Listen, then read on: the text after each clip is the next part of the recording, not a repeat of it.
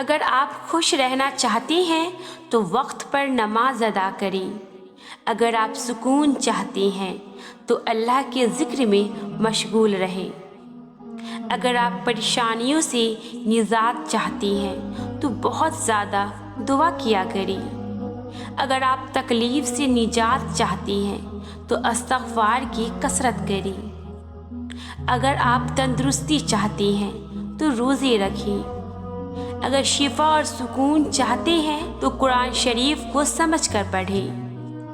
اگر اپنا چہرہ نورانی بنانا چاہتے ہیں تو باوضو رہیں اور تہجد ادا کریں۔ اگر نعمتیں چاہتی ہیں تو حضور صلی اللہ علیہ وسلم پر درود پاک بھیجا کریں۔ سب کچھ لکھا ہوا ہے، آپ کا رزق لکھا ہوا ہے، آپ کا ہمسفر لکھا ہوا ہے، آپ کا کیریئر لکھا ہوا ہے، جو کھانا آپ کھاتی ہیں وہ لکھا ہوا ہے، آپ کی موت بھی لکھی ہوئی ہے، تو پھر آپ کیوں گھبرا رہے ہیں؟ اللہ پر اپنا توکل رکھیے، آپ اپنے دین پر دھیان رکھیے، باقی ساری چیزیں اللہ صحیح وقت آنے پر صحیح کر دے گا۔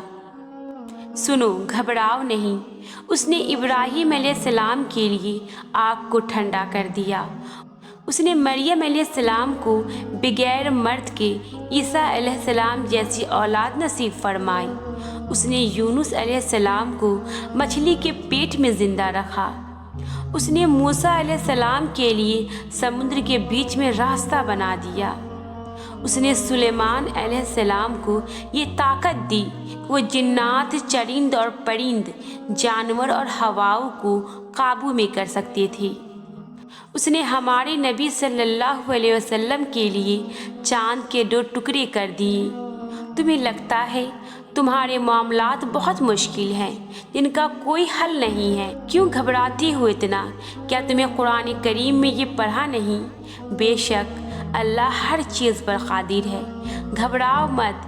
اس دور سے آپ اس وقت گزر رہے ہو، یقین رکھیے یہ بے وجہ نہیں ہے، اس کے پیچھے اللہ کریم کے بے شمار راز چھپے ہوئے ہیں جو وقت آنے پر آپ کو پتہ چل جائیں گے، اور آپ اس وقت اللہ تعالیٰ کا شکر ادا کرتے رہیں گے۔ کامیاب وہ نہیں جس کے پاس پیسے کی دولت ہے، کامیاب تو وہ ہے جس کے پاس ایمان کی دولت ہے۔ اور پھر اللہ سے دوستی ہو جائے تو بڑے سے بڑے مشکلات بھی چھوٹی لگنے لگتی ہیں۔ کبھی کبھی ہمارا خاموش ہونا ہی بہتر ہوتا ہے، کیونکہ ہم سے اچھا جواب وقت لاجواب دیتا ہے۔ تم یقین رکھو اللہ پر، انشاءاللہ سب کچھ بدل جائے گا۔ تمہارے دل میں خیال بعد میں آتا ہے اور اللہ تک پہلے پہنچ جاتا ہے۔ اگر اللہ نے تمہاری دعائیں رد کرنی ہوتی تو وہ تمہیں جان ماز تک لاتا ہی کیوں؟ وہ پتھر سے پانی نکال سکتا ہے، وہ اپنے بندوں کے لیے وسیلہ بنا ہی دیتا ہے۔